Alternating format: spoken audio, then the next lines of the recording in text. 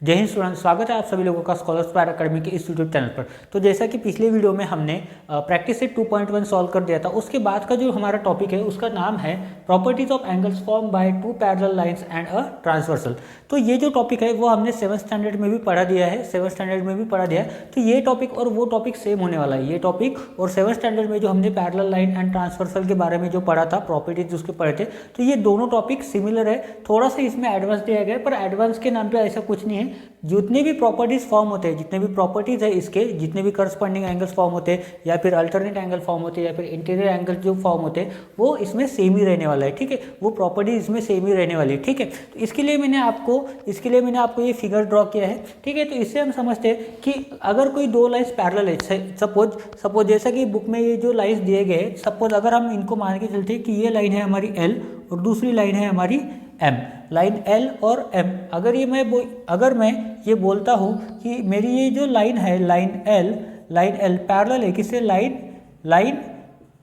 Line M से, और ये जो लाइन है हमारी, सपोज इसको नाम देते हैं एन, और ये लाइन क्या है, एन इज अ ट्रांसवर्सल। ठीक है, अगर ये एन एक ट्रांसवर्सल है, देखो यहाँ पे देखो, समझो ये लाइन एल और लाइन एम, ये क्या है, दोनों पैरेलल लाइन है, और ये लाइन एन को क्या बोला है मैंने, ये एक ट्रांसवर्सल है।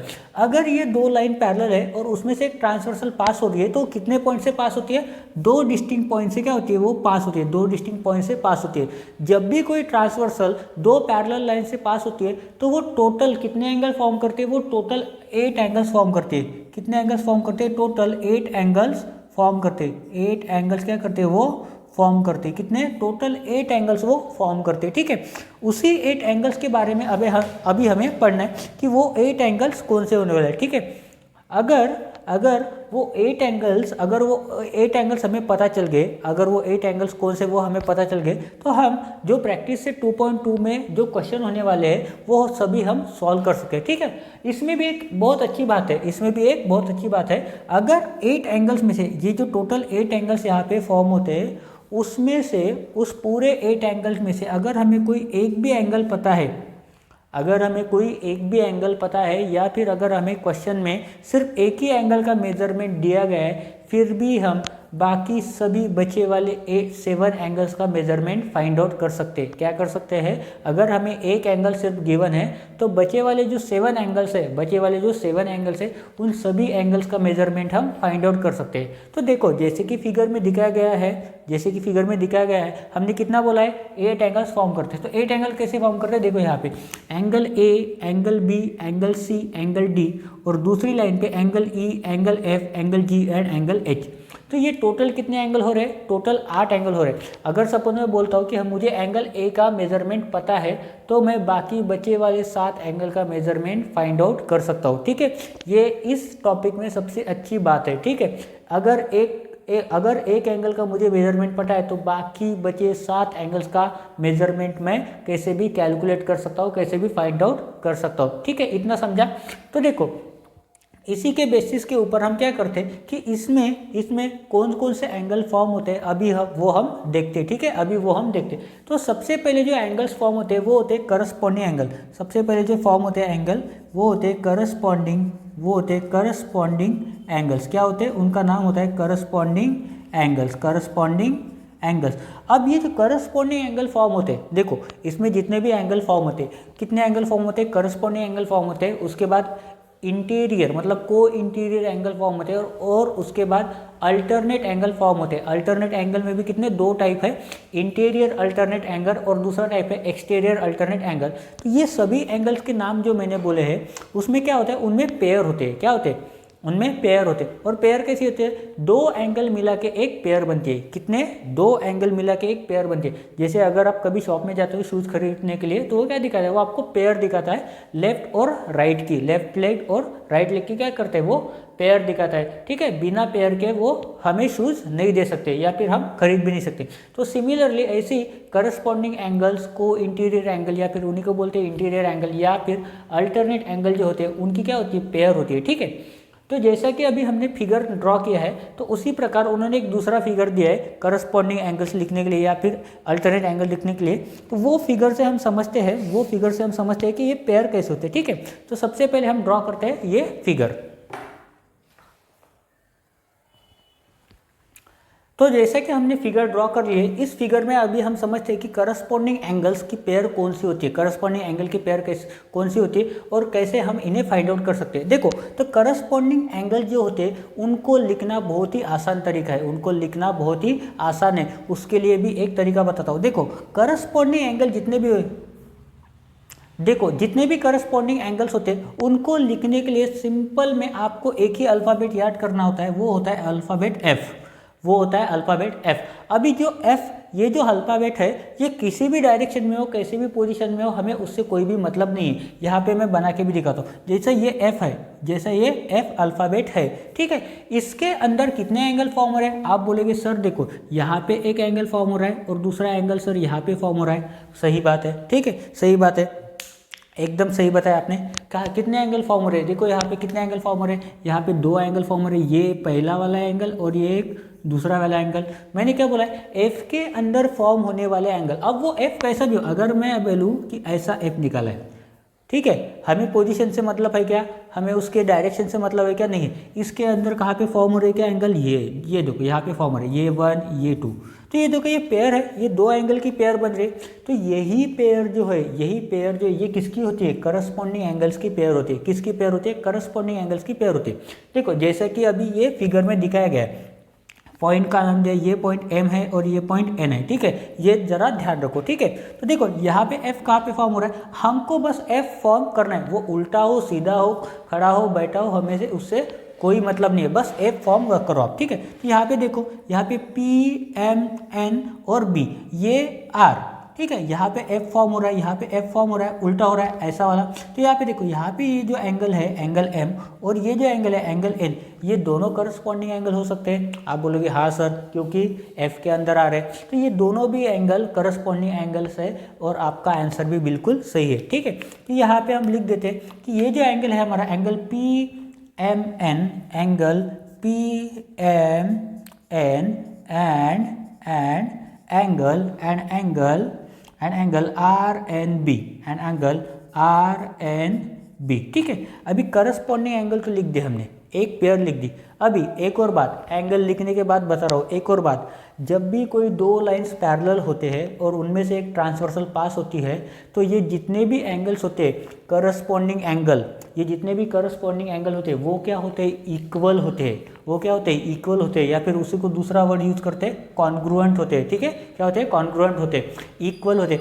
अगर मैं बोलता हूँ कि मेरा जो एंगल पी एम एन है, ये जो मेरा एंगल है, एंगल पी एम एन है, अगर ये 70 डिग्री है तो ये इसके इक्वल होता है, किसके? आर एन बी के। तो ये भी कितना हो जाएगा? 70 डिग्री हो जाएगा। कितना हो जाता है? वो 70 डिग्री हो जाता है, ठीक है। ये मैं बाद में अभी आपको बताऊंगा, ठीक है। अभी हम सिर्फ पेयर्स लिखते हैं, ठीक है, पेयर्स लिखते हैं, ठीक है। उसके बाद देखो, उल्टे साइड में यहाँ पे एफ फॉर्म हो रहा है, यहाँ पे एफ फॉर्म हो रहा है, तो यहाँ पे एक एंगल और यहाँ पे एंगल का नाम क्या है? Angle Q M N. Angle का नाम क्या है? Angle Q M N and angle S N B. Angle क्या है? S N B. ये भी क्या है? करस्पॉन्डिंग एंगल्स की पेयर है। क्या है? करस्पॉन्डिंग एंगल्स की पेयर है। उसके बाद देखो, यहाँ से शुरुआत करो, तो यहाँ पे भी एफ बन रहा है, तो ये एक एंगल और ये एक angle, angle A M P, angle A M P and angle M N R, angle M N R. ये भी क्या है? ये भी करस्पॉन्डिंग एंगल्स की पेयर है। और उसके बाद ये लास्ट जो बचता है वो साइड वाला, angle A M Q and angle M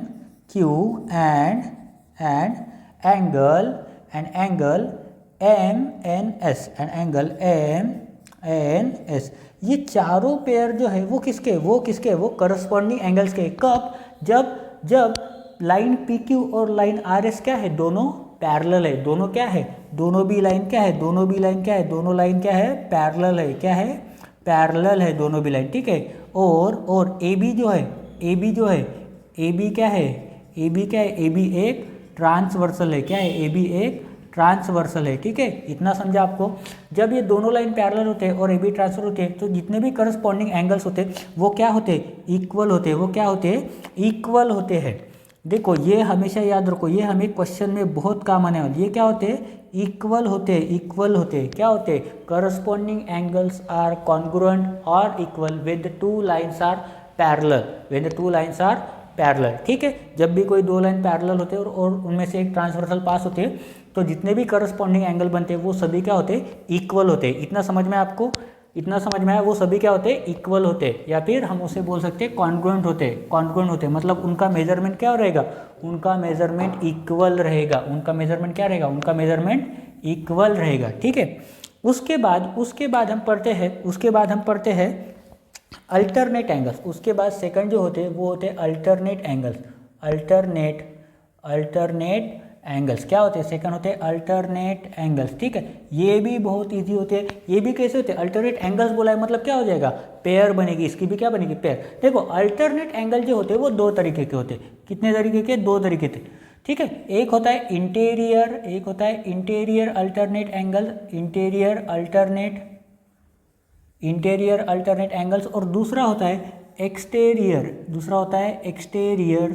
alternate angles. क्या होता है दूसरा, एक्सटेरियर अल्टरनेट एंगल्स। क्या होता है दूसरा, एक्सटेरियर अल्टरनेट एंगल। देखो अभी इंटीरियर पर जानते हैं, सबसे पहले क्या जानते हैं, इंटीरियर। देखो ये जो मैं अल्फ़ाबेट बताने जा रहा हूँ, ये जो अल्फ़ाबेट बन रहा है कौन सा, ये जेड अल्फ़ाबेट है। आप बोलोगे सर ये तो जेड अल्फ़ाबेट निकाला है, बट इससे हमें क्या मतलब है, तो इससे हमें बहुत ज़्यादा मतलब है। देखो ये जेड के अंदर भी कितने एंगल फॉर्म हो रहे हैं। देखो आप बोलोगे सर ये लाइन और ये लाइन पकड़ के यहाँ पे एक एंगल बन रहा है, और सर सिमिलरली उसी के अपोजिट डायरेक्शन में यहाँ पे एक एंगल फॉर्म हो रहा है। सर यहाँ पे एक एंगल फॉर्म हो रहा है, एंगल फॉर्म हो रहा है ना, यहाँ पे एक एंगल फॉर्म हो रहा है और यहाँ पे भी एंगल फॉर्म हो रहा है। आप बोलेगे सर सही है, यहाँ पे दो एंगल फॉर्म हो रहे हैं। तो यही दो एंगल जो होते हैं, इन्हें ही बोला जाता है इंटीरियर अल्टरनेट एंगल्स। इन्हें ही क्या बोला जाता है, इंटीरियर अल्टरनेट एंगल्स। क्या बोला जाता है, इन्हें इंटीरियर अल्टरनेट एंगल्स बोला जाए। अभी देखो जेड कैसे भी फॉर्म हो, देखो वो जेड ऐसे हो, वो जेड ऐसे हो, वो जेड ऐसे हो, हमें इससे मतलब नहीं है। हमें किससे मतलब है, इसके अंदर फॉर्म होने वाले इन एंगल से। किससे मतलब है, इनके अंदर जो एंगल्स फॉर्म होते हैं हमें बस उनसे मतलब है सर, ठीक है, उनसे ही हमें मतलब है सर, ठीक है। तो यही हमें देखना है कि ऐसे कौन से एंगल्स की पेयर है, जो जेड के अंदर फॉर्म हो रही, उसी एंगल्स का नाम हमें लिखना है। तो यहाँ पे मैं अल्फ़ाबेट लिख देता हूँ, क्या होना चाहिए, जेड होना चाहिए। वो कैसा भी जेड हो, वह ऐसा भी चलेगा, बस वो जेड बनना चाहिए। क्या बनना चाहिए, वो सिर्फ जेड बनना चाहिए, ठीक है, समझे। अभी हम इस फिगर में देखते हैं और उन एंगल्स के नाम लिखते हैं। तो चलो लिखते हैं, ठीक है। तो देखो यहाँ पे देखो ये पी एम एन ये आधा पार्ट होगा और एन एस यहाँ तक एक, तो यहाँ पे एक एंगल फॉर्म हो रहा है, यहाँ पे एक एंगल फॉर्म हो रहा है। तो आप बोल सकते हो सर ये तो जेड के अंदर आ रहा है, इसका मतलब सर ये अल्टरनेट इंटीरियर एंगल्स होंगे। तो सही बात है, ये दोनों भी एंगल्स क्या है, इंटीरियर अल्टरनेट एंगल्स है। आप अल्टरनेट इंटीरियर बोलो या फिर इंटीरियर अल्टरनेट बोलो, आपके मार्क्स कोई भी कट नहीं करने वाला है, ठीक है।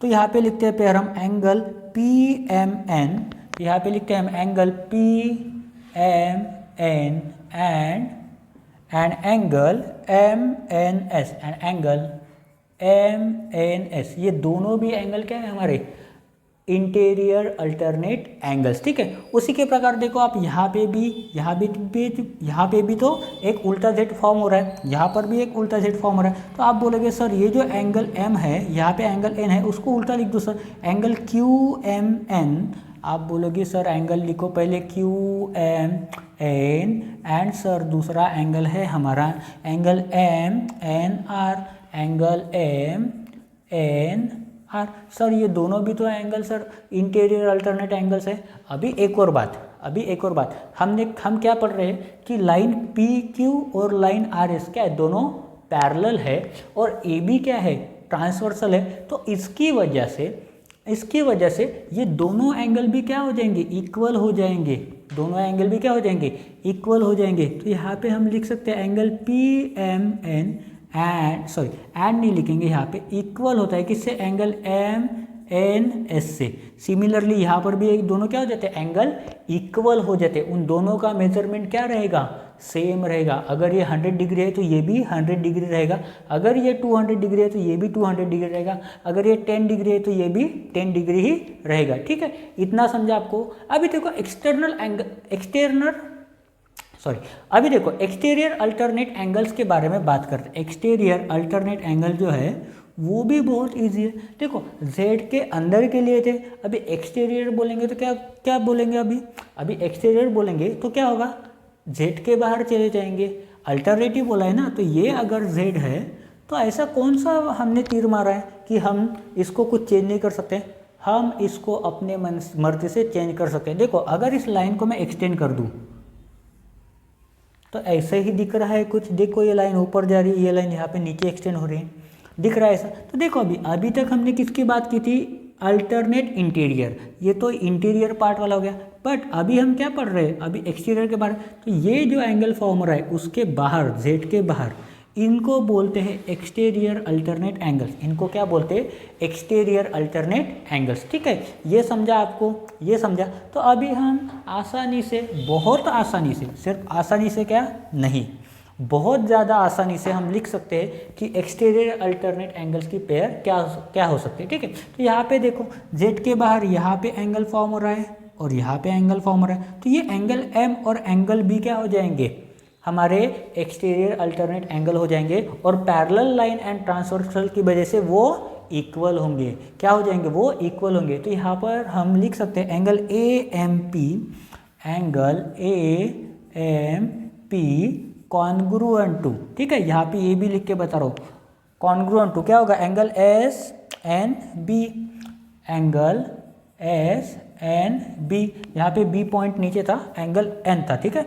और उसी के तरह ये अभी हमने ये लिया है एंगल ए एम पी, इस साइड देखो एंगल ए एम क्यू और angle R N B, angle A M Q congruent to angle R N B, ये दोनों भी क्या है, एक्सटीरियर अल्टरनेट एंगल्स है हमारे, क्या है, एक्सटीरियर अल्टरनेट एंगल। और जब कोई दो लाइन पैरेलल होती है और एक ट्रांसवर्सल होती है, तब ये क्या हो जाते हैं, कॉन्ग्रुएंट हो जाते हैं, मतलब क्या हो जाते हैं, इक्वल हो जाते हैं। इसका मेजरमेंट 70 डिग्री होगा तो इसका भी मेजरमेंट क्या होगा, उतना ही होगा, 70 डिग्री होगा। वो पार्शियलिटी नहीं करते, वो क्या बोलते हैं, तू जितना है ना उतना ही मेरे को भी रहना है। ठीक है, समझ में आया सर आपको। ठीक है, उसके बाद हम पढ़ते हैं थर्ड वाला हमारा को इंटीरियर एंगल्स। क्या पढ़ते हैं हम, को इंटीरियर एंगल्स, को इंटीरियर एंगल्स अभी हम पढ़ते हैं। ठीक है, या फिर उसी को हम बोलते हैं interior angles, interior angles, interior angles. ठीक है, अभी देखो सेम हम ड्रॉ कर लेते हैं। ठीक है, सेम हम यहाँ पे ड्रॉ कर लेते हैं। ठीक है, तो यहाँ पे देखो, यहाँ पे मैं बोल रहा हूँ जितने पॉइंट की ज़रूरत है उतने ही पॉइंट लिखेंगे हम। देखो यहाँ पे मैं लिखता हूँ P, ये Q, ये R और ये S, यहाँ पे है हमारा M और यहाँ पे है हमारा N। अब आप बोलोगे सर आपने AB को छोड़ दिया, सर यहाँ पे ड्रॉ किया है ना, यहाँ पे लिखा है ना मैंने, यहाँ पे तो लिखा है, आप दे सकते हो वीडियो को पॉज करके। ठीक है, आप स्नैप भी ले सकते हो, आपकी मर्जी, आपका मोबाइल है। ठीक है, देखो अभी जो को इंटीरियर एंगल्स होने वाले हैं वो किस अल्फ़ाबेट में आएंगे, आप तो बोलेंगे सर दोनों के लिए अल्फ़ाबेट बता दिया, इसके लिए भी तो कुछ होगा, ज़रूर है, इसके लिए भी रेसिपी है। इसके लिए रेसिपी क्या है, इसके लिए लगने वाला है सी अल्फ़ाबेट। अभी बोलेंगे सर सी तो कर होता है, इसमें कैसे हम एंगल फॉर्म करें, तो आपका डाउट बराबर है, आपका डाउट 100% करेक्ट है। बट मैंने ये थोड़ी ना बोला है सी अल्फ़ाबेट ही होना चाहिए, सी की तरह दिखने वाला अगर मैं लाइन से बना दूँ अल्फ़ाबेट तो भी तो चलेगा। अभी देखो इसके अंदर यहाँ पे एंगल फॉर्म हो रहा है, यहाँ पर भी एंगल फॉर्म हो रहा है, तो आप बोलेंगे सर सही बात है, यहाँ पे भी 2 ही एंगल फॉर्म हो रहे हैं। और दूसरी बात, ये सी ऐसे ही हो थोड़ी ना चलेगा, ऐसा भी चल सकता है। ठीक है, ऐसा भी चलेगा या फिर ऐसा भी चलेगा या फिर ऐसा भी चलेगा, कैसा भी हो, अपने को उससे कोई मतलब है क्या। अपने को क्या समझना है कि ये 2 लाइन जो पैरेलल है और ये क्या है, ये एक ट्रांसवर्सल है, उतना ही तो चाहिए सर, हमें क्या चाहिए, उतना ही तो चाहिए कि 2 लाइन पैरेलल हो और एक उसमें से ट्रांसवर्सल जा रही हो, तब जाके तो हमारे एंगल इक्वल बनेंगे, तब जाके तो हमारे एंगल सप्लीमेंट्री बनेंगे। तो को इंटीरियर जो एंगल होते हैं, मतलब इंटीरियर एंगल जो होते हैं, जब जब दो लाइंस पैरेलल होती है और उनमें से ट्रांसवर्सल पास होती है तो ये जो को इंटीरियर एंगल्स होते हैं उनकी सम कितनी होती है 180 डिग्री होती है। इसका मतलब वो दोनों एंगल क्या होते हैं सप्लीमेंट्री एंगल्स होते हैं। ठीक है, तो इसके लिए सबसे पहले हम लिखते हैं अभी एंगल।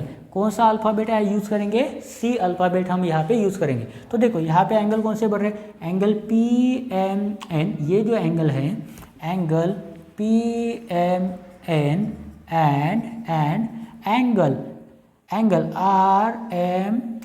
एंगल RMN और उसके दूसरे साइड में देखो ट्रांसवर्सल के सेम साइड पे होने चाहिए। ये एक कंडीशन है, आप ऐसा नहीं लिख सकते कि एंगल PMN और एंगल MNS, ये गलत हो जाएगा। ठीक है, तो ट्रांसवर्सल के सेम साइड पे होने चाहिए। तो सेम साइड पे देखो यहाँ पे angle QMN and angle SNM।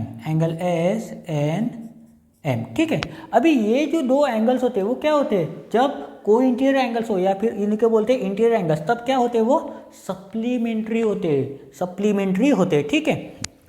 ठीक है, तो यहाँ पे लिखते हैं इंटीरियर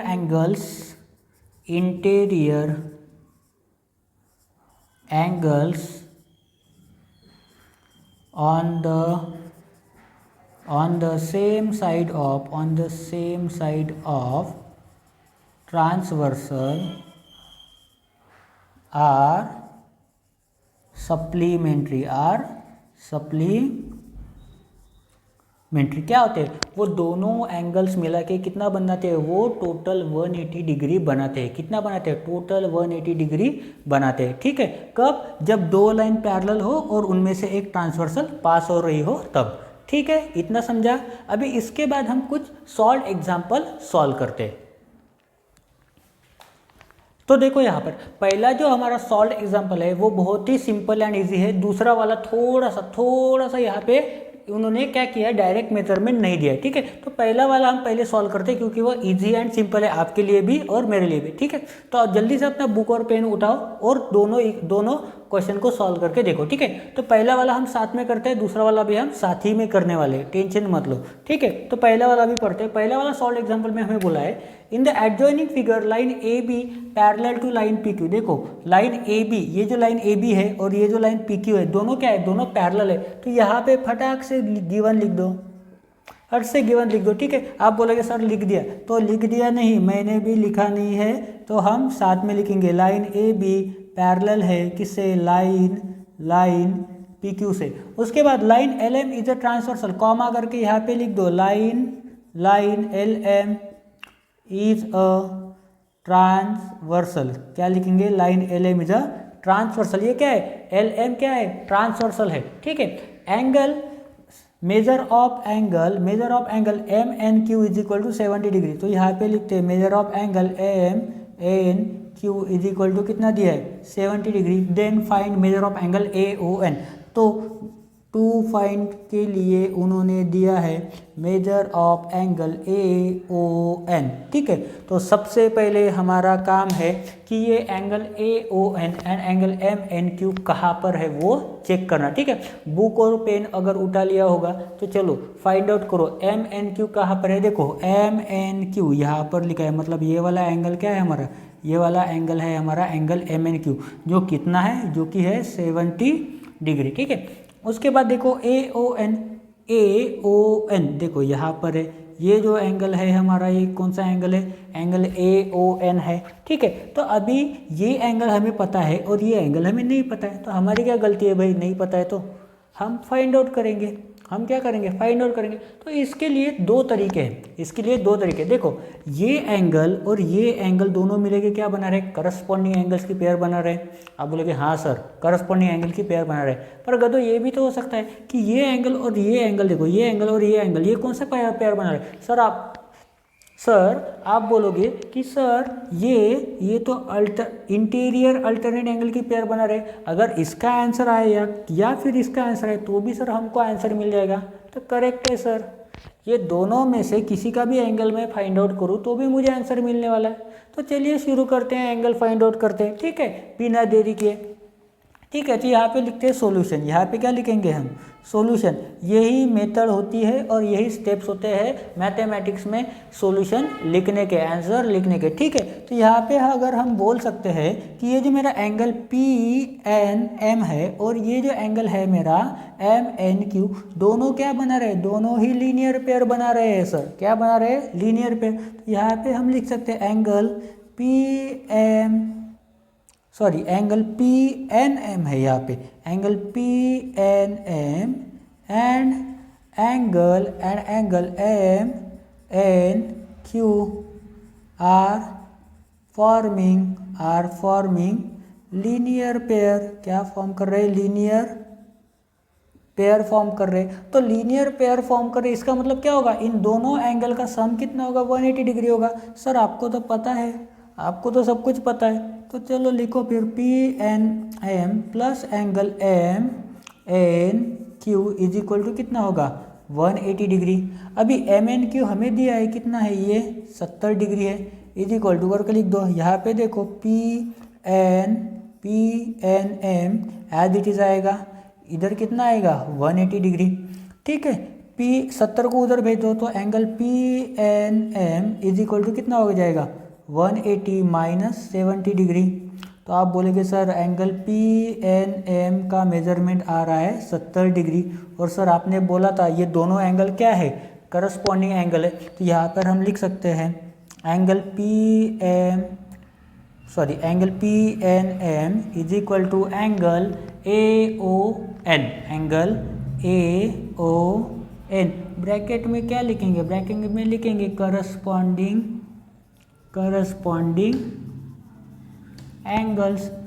हो गया हमारा आंसर। आप बोलेगे सर आंसर नहीं हुआ, आपने लिखा है। अरे तो गधो ये देखो ना, ये पी एन एम कितना है 70 डिग्री, तो इसका मतलब एंगल ए ओ एन कितना होगा 70 डिग्री ही तो होगा ना सर, 70 डिग्री ही तो होगा सर। उसमें क्या चेंज आएगा, अभी इक्वल बोलेगे तो ये 70 है तो ये भी 70 बन गया ना, या फिर ये 70 है तो ये 70 बन जाएगा, ठीक है। ये 70 है तो ये भी 70 ही बनेगा, ठीक है। बहुत ही आसान है, बहुत ही आसान है। अभी ये एग्जांपल तो मैं आपको होमवर्क के लिए देने वाला था, बट इसको देख के ऐसा लग रहा है कि आप थोड़ा डर गए होंगे, ठीक है। तो डरना नहीं है, बस सॉल्व करना है। देखो मेजर ऑफ एंगल बी, या फिर देखो पहले एग्जांपल पढ़ते हैं। क्या बोला है, in the adjoining figure line M parallel to line N, line L is the transversal. If measure of angle B is equal to x plus 15 degree and measure of angle E is equal to 2x plus 15 degree, find the value of x. ये जो x है इसी की value हमें क्या करनी है, find out करनी। तो देखते हैं सबसे पहले एंगल बी कहाँ पे दिया है, देखो यहाँ पे दिया है। एंगल ई कहाँ पे दिया है, एंगल ई यहाँ पे दिया है। तो कैसे करेंगे सर ये सेम मेथड है, किसी भी यहाँ से एंगल का आप मेजरमेंट निकालो या फिर इसका मेजरमेंट निकालो, ठीक है, इसका मेजरमेंट निकालो, ठीक है। उसी के बाद हमें ये एंगल मिलेगा। अभी कैसे निकालोगे, ये एंगल और ये एंगल मिला के क्या बना रहा है, लीनियर पेयर फॉर्म कर रहा है, तो ये लीनियर पेयर वाला फॉर्मूला यूज़ करो और उसके बाद बोलो कि ये दोनों इक्वल है, तो भी आपको आंसर मिल जाएगा, ठीक है। ये एंगल बी जो है, देखो ये एंगल बी और ये एंगल दोनों सेम है। यहाँ पे मैं लिख देता हूँ angle B is equal to angle F, ठीक है। क्यों, करस्पॉन्डिंग एंगल्स है,